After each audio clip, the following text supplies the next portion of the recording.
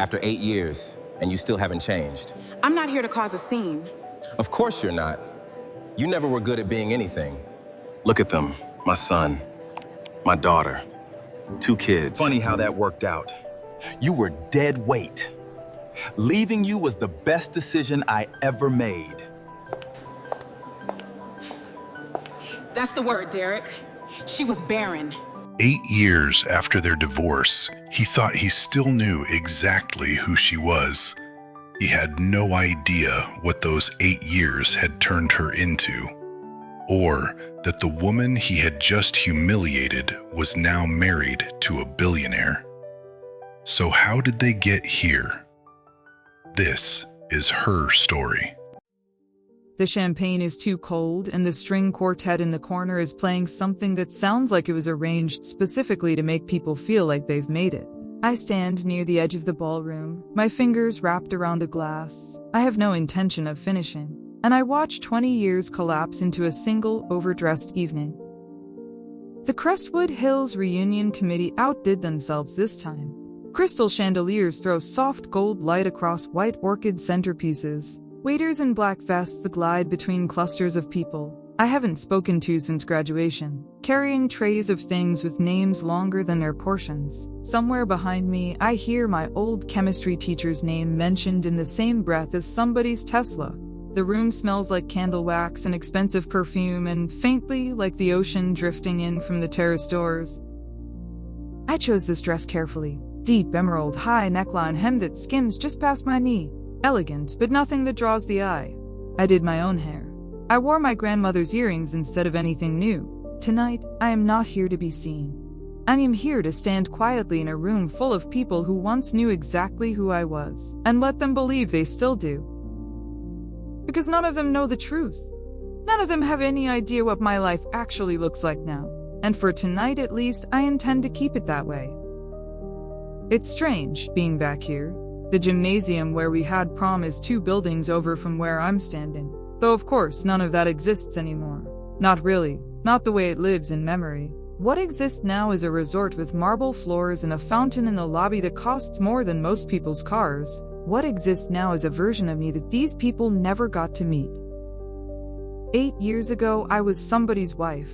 I was young and I believed, the way you only believe once, that the life I had built was solid ground. I thought love meant staying. I thought marriage meant 2 people facing the same direction, weathering whatever came. I was wrong about a lot of things back then, but I was never more wrong than I was about him. We tried for years to have a child. Doctors, appointments, procedures with names I still remember better than I'd like to. Nothing worked. And somewhere in the middle of all that grief, somewhere in the middle of me trying to hold both of us together while quietly falling apart myself, he decided I was the problem. Not the situation, not the unfairness of biology. I remember the night he told me, standing in our kitchen with his jacket still on, like he couldn't even be bothered to settle in for the conversation that would end my marriage. He said he needed a real woman. Someone who could give him a real family. As if the years I'd given him, the nights I'd spent crying quietly so he wouldn't hear, the version of myself I'd worn down to nothing trying to be enough for him, hadn't been real at all. He didn't just leave. He erased me on his way out the door and made sure I knew exactly why. For a long time after that, I didn't think I'd recover. I didn't think there was a version of my life that didn't have that humiliation stitched into it. I moved. I rebuilt slowly, painfully on my own terms, and somewhere in that rebuilding I found something I never expected to find again. I found a man who never once made me feel like I owed him proof of my worth. Nobody in this ballroom knows his name.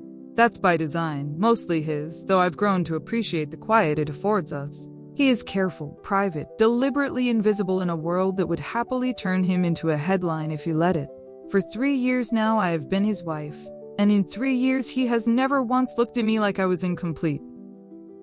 What none of these people in their rented tuxedos and borrowed confidence understand is that the very resort holding their nostalgia tonight, the marble under their feet, the chandeliers throwing light across their faces, belongs to him.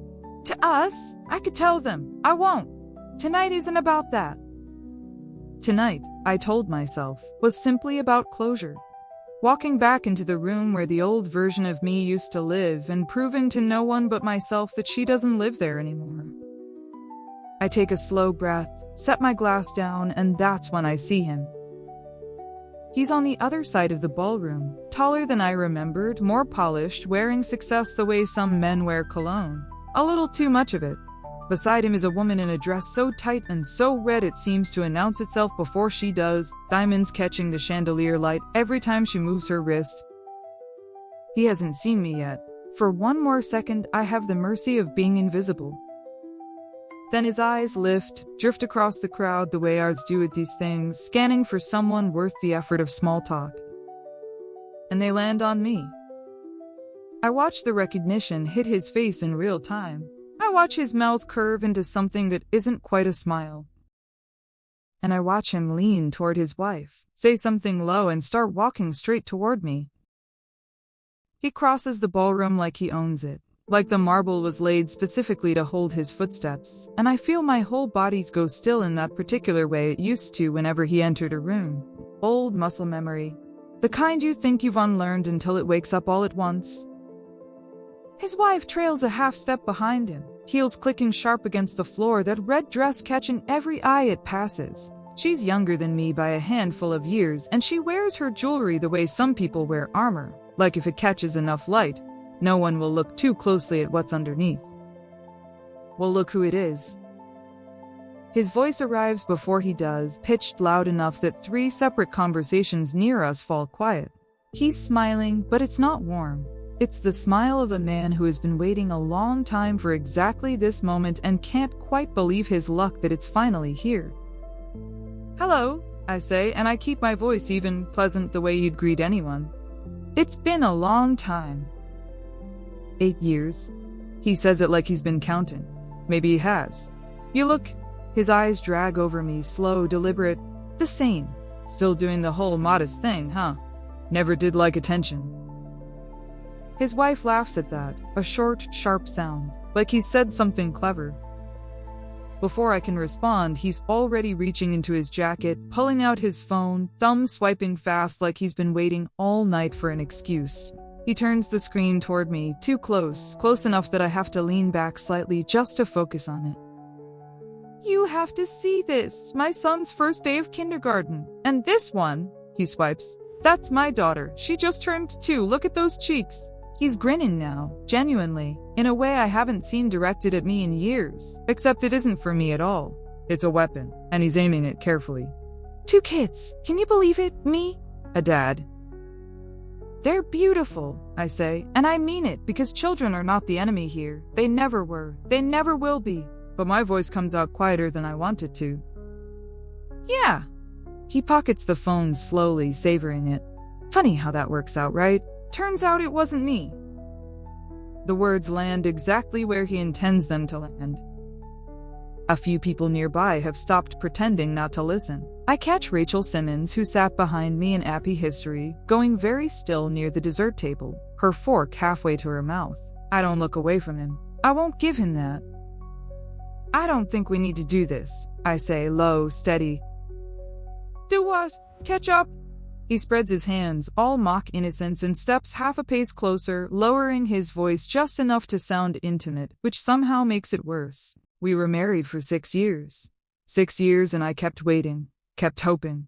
You know how many specialists we saw? How many appointments I sat through, holding your hand, telling you it would happen." His jaw tightens, and for a second the performance slips and something uglier shows through. And it never did, because he couldn't. "That's enough." My voice shakes, just slightly, and I hate myself for it. "I needed a real family." He says it flatly now, like a fact. He's reciting something he's told himself so many times it's calcified into truth. A real woman who could give me that. And I found her. He gestures back at his wife without even looking at her, like she's a trophy he's displaying rather than a person standing beside him. 2 kids in 3 years. Guess it really was you." His wife steps forward then, tilting her head, studying me with the particular cruelty of someone who has never once had to fight for anything and mistakes that for superiority. "Ah," she says, drawing the word out. "Is this the ex? The one who couldn't She presses a manicured hand to her chest in mock sympathy. You know, she knows, he says and laughs, and it's an ugly sound, delighted with itself. Barren. His wife says the word like she's trying it out, tasting it, deciding she likes it. That's the word, right? God, and alone, too. Still, after all this time. She glances around the ballroom theatrically, like she's confirming there's no one standing beside me, no ring on my finger she can see, no proof that I've built anything at all. That's kind of sad, actually. You were deadweight, he says, and something in his tone has shifted now. A colder, meaner, the mask finally all the way off. Barren, deadweight. I carried that marriage for 6 years, waiting for you to become something you were never going to become. Best decision I ever made, letting you go. The room around us has gone quieter than a ballroom full of 200 people should ever be. I can feel eyes on us from every direction. That specific, prickling awareness of being watched, of being the story people will tell in the parking lot tonight. I don't cry. I won't. I stand there and I let him say what he needs to say because some part of me, some small, tired part, knows that a man like this only stops when he runs out of cruelty to spend, and I'm not going to hand him the satisfaction of watching me break. His wife shifts her wine glass from one hand to the other, and she's smiling at me in a way that makes my stomach tighten before I even understand why. Oops, she says. I feel it before I fully register what's happening. A shock of cold, and then a spreading warmth that isn't warmth at all. Dark red wine splashing down the front of my dress, soaking into the emerald silk in a stain shaped like something torn open. Gasps ripple through the small crowd around us. Someone near the bar laughs and then quickly stifles it. Oh my God, she says, pressing her fingers to her lips, delighted, not sorry at all. I'm so clumsy. Guess you really can't do anything right, huh? Not even standing still. He's laughing now, head tipped back, one hand braced on his knee like this, is the funniest thing he's witnessed all night. And around us the silence stretches wide and awful. 200 pairs of eyes fixed on me standing in the middle of the ballroom floor, wine dripping down the front of my dress, humiliation blooming hot across my skin while the man who once promised to love me for the rest of his life watches like it's the best show he's ever seen. The wine is still dripping down the front of my dress, and for a moment I let myself feel it, the cold slide of it against my skin, because I need that 1 second to remember exactly who I used to be. The version of me from 8 years ago would have run, would have fled to the nearest bathroom and cried into a paper towel and let the shame swallow her whole. I am not her anymore. I reach for a cocktail napkin from a passing tray, unhurried, and dab at the stain with a calm that seems to unsettle him more than tears ever could have. His laughter falters slightly at the edges when he realizes I'm not going to give him the reaction he came here for. Careful, I say quietly, folding the napkin. You'll pull a muscle laughing that hard. It isn't much, but it's enough to make his smile tighten, just slightly, like he's recalibrating. He recovers fast, the way men like him always do, pivoting from cruelty to self-congratulation without missing a beat, because in his mind those are really the same performance. He straightens his jacket, glances around to make sure enough people are still watching, and settles into the posture I remember so well from our marriage, the one he used whenever he wanted to remind me how far beneath him I was. You know, he says, voice pitched to Carrie, I almost feel bad for you. Almost. He laughs again, softer this time, more self-satisfied. But honestly, things are better than they've ever been. You have no idea what's coming for me. I'm sure I don't, I say. Monday. He holds up a finger like he's about to reveal something enormous. I'm closing the biggest deal of my career, a partnership with Halworth Global. You know Halworth? He says the name the way people say things. They expect to impress you, slow, deliberate, savoring each syllable. Multi-million-dollar contract, manufacturing rights across 3 continents. This is the kind of deal that changes a family's future for generations. His wife slides closer to him, wrapping a possessive hand around his arm, gazing up at him like he's already signed the papers. He's being modest, she says. It's going to make us rich, like real money, not whatever. She waves a hand vaguely in my direction, taking in my wine-stained dress, my quiet corner of the ballroom, whatever this is. I nod slowly, folding my hands in front of me, letting my face arrange itself into something appropriately impressed, appropriately small. It cost me nothing to let him have this moment. In fact, I find I want him to have it. I want him to stand here in front of everyone and build his little empire out of boasts, brick by brick, because every word out of his mouth right now is a word he will regret by the end of the night. That sounds like quite an opportunity, I say. It is. He steps closer, and now he's not just talking to me, he's teaching me the way he used to during our marriage whenever he wanted to remind me that his understanding of the world was simply larger than mine. See, this is how business actually works. You build relationships, you prove your value, you don't just get handed things. His eyes flick down my dress deliberately, cruelly. Some people wait around their whole lives for things to be handed to them. Men like me go out and take them. I could tell him right now. I could open my mouth and watch his whole face collapse in real time. The temptation sits warm and sharp in my chest, a blade I could use immediately if I wanted to. I don't.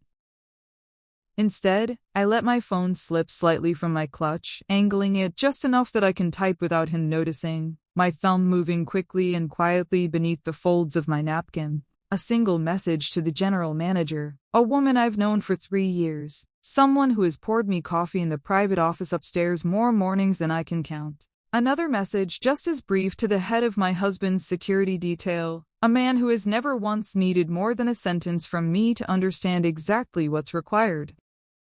He's still talking. He hasn't stopped talking. He explains profit margins to me like I've never balanced a checkbook. He explains leverage like I don't understand the concept better than he ever will. He explains at length why women in business rarely make it to his level, gesturing loosely at nothing in particular, at some imagined ceiling only he can see, and his wife nods along at every word like she's hearing scripture. Anyway, he says finally, glancing at his watch, some gleaming, oversized thing that probably cost more than my first car. I should circle the room, reconnect with people who actually matter. He softens his voice into something almost gentle, almost, and it's worse than the cruelty somehow. It was good seeing you, really. I mean that. I'm sure you do, I say. His wife gives me one last look up and down, taking in the stain still drying against the emerald silk, and smiles like she's won something. Take care of yourself, she says in the exact tone people use when they hope you won't. They turn and drift back into the crowd arm in arm, already laughing about something else, already forgetting me the way he forgot me 8 years ago in that kitchen with his jacket still on. I stand there a moment longer, watching them go, watching him clap someone on the shoulder, watching him laugh too loud at his own joke near the bar. My phone buzzes once against my palm. A single reply from the general manager. 2 words. Understood, ready. Another buzz, this one from security. In position awaiting your signal. I look down at the wine stain on my dress, and for the first time all night I feel something loosen in my chest. Something that has been clenched tight since I walked through those doors. Not anger anymore. Something quieter than that. Something closer to certainty. He thinks he's about to walk into the biggest night of his career. He has no idea he's about to walk into the last one. Now, hold on a second, my dear, just a quick moment. If you're still here, it truly means a lot to me. But here's something that surprised me. Almost 98% of you watching haven't subscribed yet. 98. It's like enjoying something and never saying a word about it. So here's my small request. Tap the subscribe button. It's completely free, and it just means you won't miss what comes next. And if you've enjoyed this, leave a like as well. It really helps more than you think. Thank you for staying with me. Now let's continue. 20 minutes pass and I spend them the way I've spent most of tonight, standing quietly near the edge of the room while the reunion swirls on around me, oblivious to what's coming. I watch him work the crowd, watch him laugh with people who haven't seen him in years, watch him tell the Halworth story again and again, refining it each time, polishing his own legend for a new audience. Then the lights dim slightly, the signal for the evening's toasts, and I feel my pulse pick up. He makes his way toward the small raised platform at the front of the ballroom, tapping the microphone once, twice, that easy, practiced confidence settling over him like a second jacket. His wife stands just off to the side, beaming up at him, diamonds catching the light with every small movement.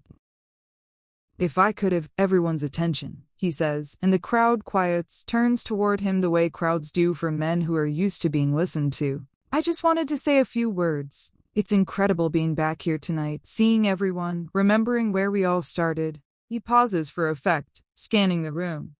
But I also wanted to share something, because I think a lot of you know I've had, well, quite a year. A beautiful family. 2 incredible kids. He glances toward his wife, who presses a hand to her heart like she's hearing it for the first time. And professionally, I'm about to close the biggest deal of my life.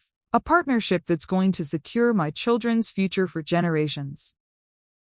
He lifts his glass. To building something real, he says. To leaving behind what doesn't work and finding what does.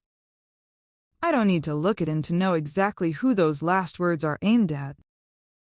The room lifts their glasses in polite reflex. And then the doors at the back of the ballroom open. Not quietly. Not the way doors open when a server is stepping out with dessert. They open wide, both of them at once, and the sound carries across the room like a held breath finally released. 4 men in dark suits step through. First, moving with the kind of coordinated calm that only comes from years of training, spreading out along the back wall without a word. The conversation nearest the doors dies immediately. It spreads outward from there, table by table, the way silence does when something is happening that no one quite understands yet but everyone can feel. And then he walks in. My husband. He doesn't rush. He never rushes. He moves through that doorway the way he moves through every room he's ever entered, like the space simply rearranges itself around him rather than the other way around. Dark suit, perfectly tailored, expression unreadable, calm in a way that reads as something far more dangerous than anger ever could. I hear the whispers start almost instantly, the recognition rippling through the crowd in stunned fragments. That's him. That's actually him.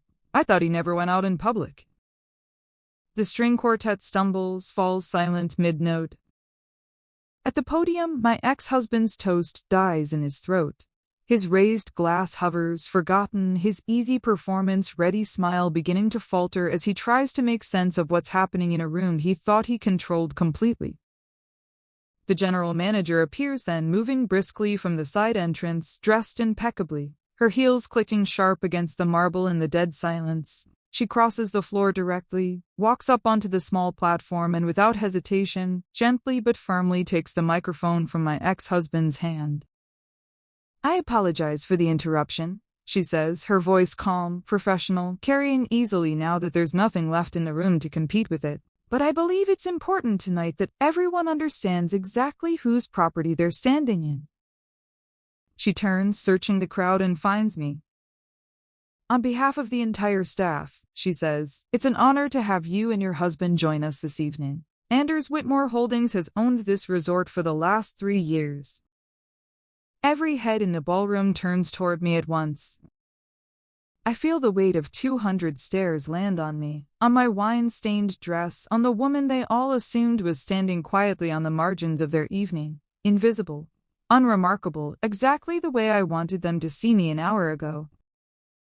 My husband doesn't stop at the platform. He walks straight past it, past the stunned crowd, past his own security detail until he's standing directly in front of me. He shrugs out of his jacket without a word and settles it gently around my shoulders, covering the stain, covering the humiliation, his hand resting warm and steady against my arm for just a moment longer than necessary. I'm sorry I wasn't here sooner, he says quietly, just for me. Then he turns and for the first time all night looks directly at the man who spent an hour destroying me in front of everyone we used to know.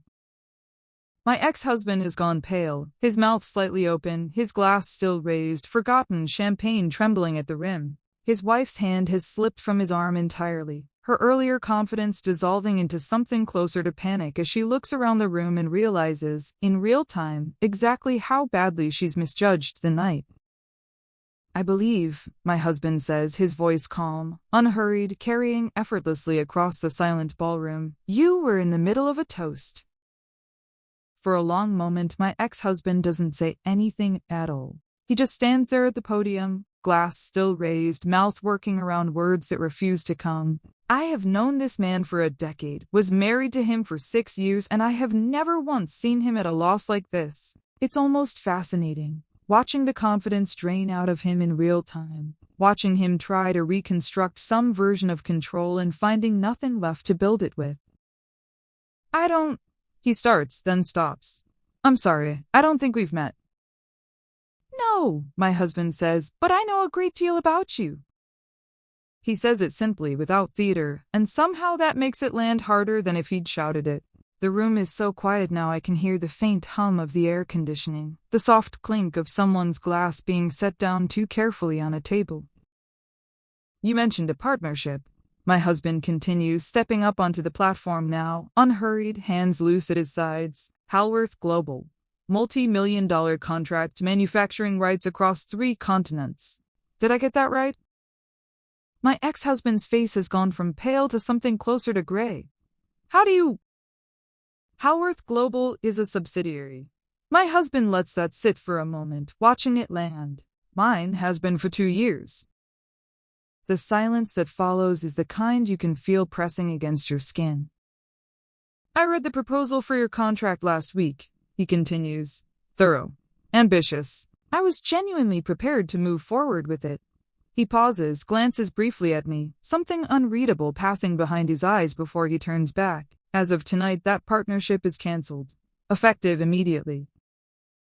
You can't!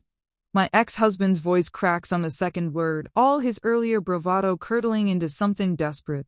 That contract took me 8 months to secure. I have investors. I have people counting on this. You had a contract with my company, my husband says. Companies don't do business with men who humiliate women in ballrooms. That's not a policy. That's just common sense. Someone near the back of the room lets out a small involuntary gasp, quickly muffled. My ex-husband's new wife has gone very still beside him, her earlier delight now replaced with something brittle and frightened. She glances toward the exits like she's calculating how quickly she could disappear through them.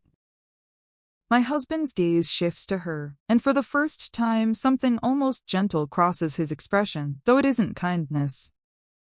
That's a beautiful necklace, he says.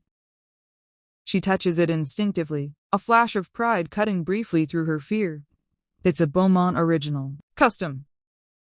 It's cubic zirconia, he says simply. Cast in a factory outside Shenzhen that produces roughly 4,000 of them a month. I know because I own the licensing rights to the design. It's copying. He turns slightly toward one of the security men near the wall. Confirm that for her, would you? I don't want her walking around thinking she's wearing something she isn't. The security guard steps forward, glances at the necklace for barely 2 seconds, and nods once. Replica. Good one, but a replica. The woman's hand drops from her throat like it's been burned. A few people near the front of the crowd exchange glances, and I hear, faint but unmistakable, someone stifle a laugh. The general manager steps forward again then, composed as ever, holding a slim leather folder. I recognize instantly the kind used for closing out an account. Sir, she says, addressing my ex-husband directly now. I have the evening's bar tab here. Open bar, full event catering, and the private consultation suite booked under your name for tomorrow morning. She opens the folder and turns it toward him. Given the change in circumstances, I'll need payment in full tonight. We don't extend courtesy holds on cancelled accounts. He stares at the number like it's written in a language he's forgotten how to read.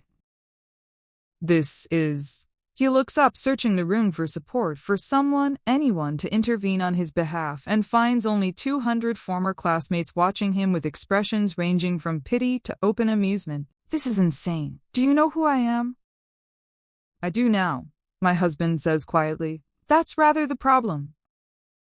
His new wife has begun tugging at his sleeve, whispering something urgent. Her earlier glamour completely evaporated, replaced by the panicked math of a woman realizing exactly how much of her life was built on borrowed shine.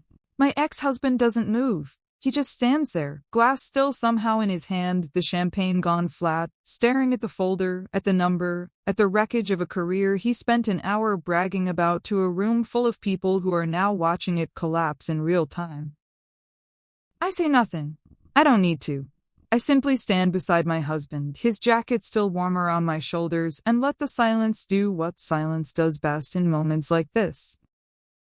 It tells the truth louder than anything either of us could say. The room stays quiet for a long moment, the kind of quiet that feels almost sacred after everything that's just happened. I look at him then. Really look at him. This man who once stood in our kitchen and told me I wasn't enough, who spent an hour tonight trying to convince a ballroom full of people that my worth could be measured by what my body could or couldn't do.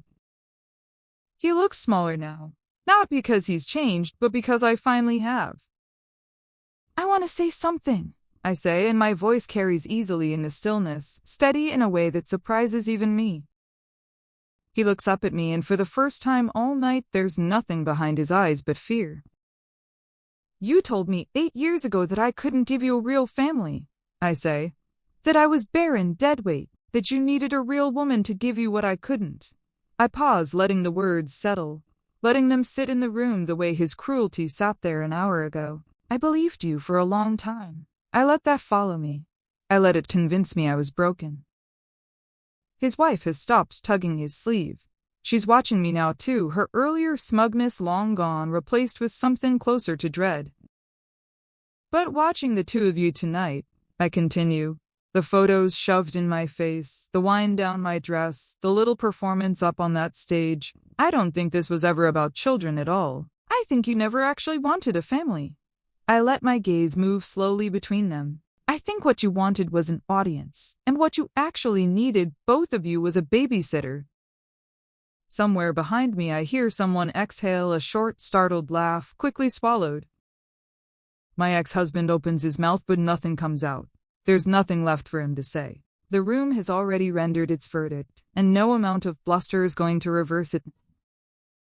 My husband steps closer to me then, and I feel his hand settle gently over mine, warm and steady before it drifts, slow and deliberate, to rest against the soft curve just beginning to show beneath the fabric of my dress.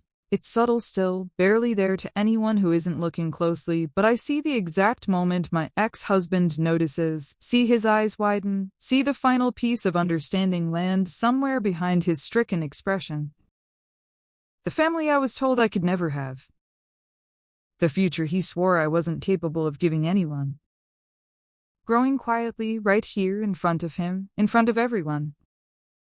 We should go, my husband says softly, just for me, and there's a warmth in his voice that has nothing to do with the room full of witnesses and everything to do with the two of us. I nod, and together we turn from the platform, from the wreckage of a night he thought he'd control, from the stunned silence of 200 former classmates who will be telling this story for years. We walk the length of the ballroom side by side, his hand resting easily at the small of my back, and I don't look behind me. I don't need to see his face to know exactly what's written on it. Outside, the night air is cool and clean, carrying the faint salt scent of the ocean up from the cliffs below. A helicopter waits on the private pad beyond the terrace, blades beginning their slow rotation, lights blinking steady against the dark sky.